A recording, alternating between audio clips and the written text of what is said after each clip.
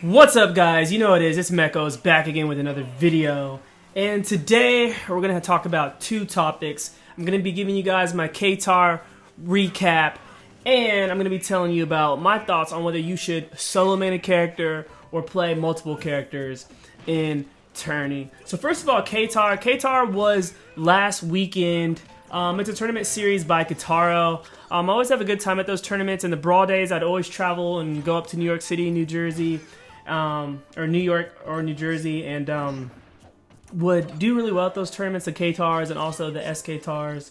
Had a lot of good time. So this last tournament being his last Ktar, I said, man, I'll go support him. I'll go make it up to that tournament. And I did pretty well. Remember, the one thing I'm doing in my Lucas journey is I need to learn matchups. So I thought that'd be really good to go to a stacked region. You know, some people claim New Jersey's probably the second best region. And man, it was tough. Straight out of pools, it was tough. My first match was this cute little 10-year-old Caucasian boy. Oh, his cheeks are so cute. Me and my wife were just talking about him. And he played Yoshi. And, you know, you couldn't even sleep on him. Like, you could not sleep on players in pools, man. You had to play your game. So in singles, I had the top seeded players were Lvling. Remember, I still get seeded poorly because I'm new to the scene. So I was third seed, I believe. So I had Lvling, who is a high level Peach player, and DeBuzz, number one Rosa in the U.S. I'm like, oh, come on, man. But I unfortunately lost to Lvling. The first game I SD'd Peach's butt, man. I guess it just gave Lucas a headache or something. Game 2 was last hit. But man, that was the first time playing a high level Peach, so I learned a lot. Very excited about that. I learned so much that I feel I know how to fight the matchup. Again, it was even. Lucas has always struggled with Peach even in the Brawl days, but whether I decide to solo main Lucas, if not, and I use Ness in Mario in tournament, I think I'll just go Ness for the Peach matchup. You know, I think Ness's forward air could mess that girl up. I see that mentally. I see that. So I made it out of pools, but I was on the loser side since I lost to Lvling in pools, and I had a pretty good losers run, and then I ran into, I believe his name was Frozen, high level Corrin player. You know, tough matchup for Lucas, and I lost, man.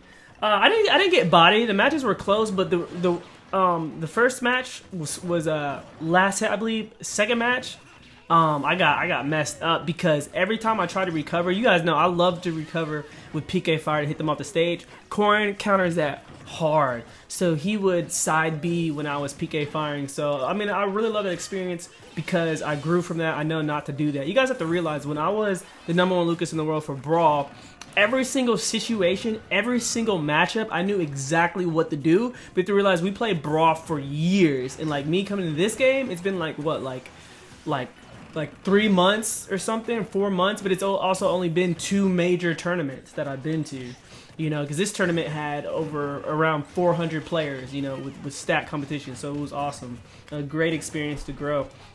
Because that's the best way that you do grow, is just going out to tournaments and getting that matchup experience. You have to get that as you increase your power level as a player. So that was my singles run. Doubles, you know I'm a doubles player, so doubles is always my favorite. Doubles, we got top 12. Well, singles I got top 24. I left that out. And out of like 400 some doubles, we got top 12. And we had a pretty good winners run, winners side of the bracket run. And we had a lot of close sets, but the Anubis in healing was pretty good and helped us out a lot. And then in winners quarters, we ran into Foss and the Cat. You know, they're a static team, so they had a lot of awesome setups, things like that. But that team basically almost like countered our Anubis and healing team because Sheik and Ness just have a lot of great stage control, so they shut down the healing. And then with the Anubis, Ness's head is just so big, so when Lucario has that rage and that strong Anubis, he's high percent, right? Sometimes it wouldn't really matter because Ness would just hit him with that up air and he'd be dead. So it was tough. I mean, we had a good game 1. Game 2 was pretty, you know, it didn't look too good. That's all I'll say. So that was my Ktar experience. Had a lot of fun. Great tournament.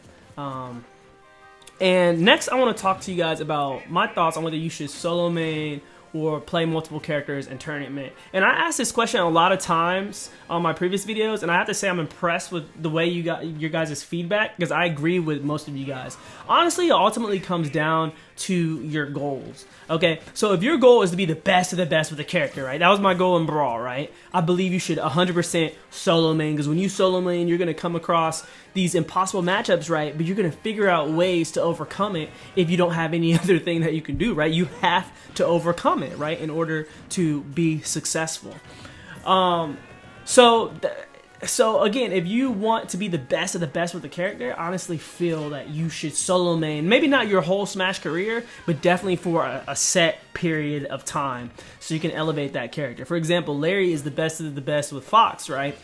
And he's reached a certain power level, so now he can play with other characters, and that's 100% fine. If your goal is to be the best of the best of the best just in Smash period, then you must play multiple characters, okay? Because Smash 4 is a heavy matchup based game. You're gonna run into these tough matchups. Even if you're the best, you know, Ness, it's gonna be wise if you still play a different character for that Rosa matchup. You know what I'm saying? That's just the honest truth. You know, my boy Foe, you know, #1 Ness in the world, struggles against Rosa players, you know, because that is a tough matchup. So if his goal, I don't know what his goals are, but if his goal is to be the best Smash player in the world, like tournament-wise and just dominating other players, then he most likely will have to pick up another character for that matchup. Okay? Or just various matchups that just bodies Ness. You know, I'll give you another example. The Buzz, arguably the best Rosa in the world, he also has an Olimar, right? He plays a lot of characters just to understand them, but as far as tournament, he whips out Rosa and Olimar. You see that? To make it to the top, many times you have to have multiple characters. And I guess the #1 example of that is my boy Anti, rotation crew member.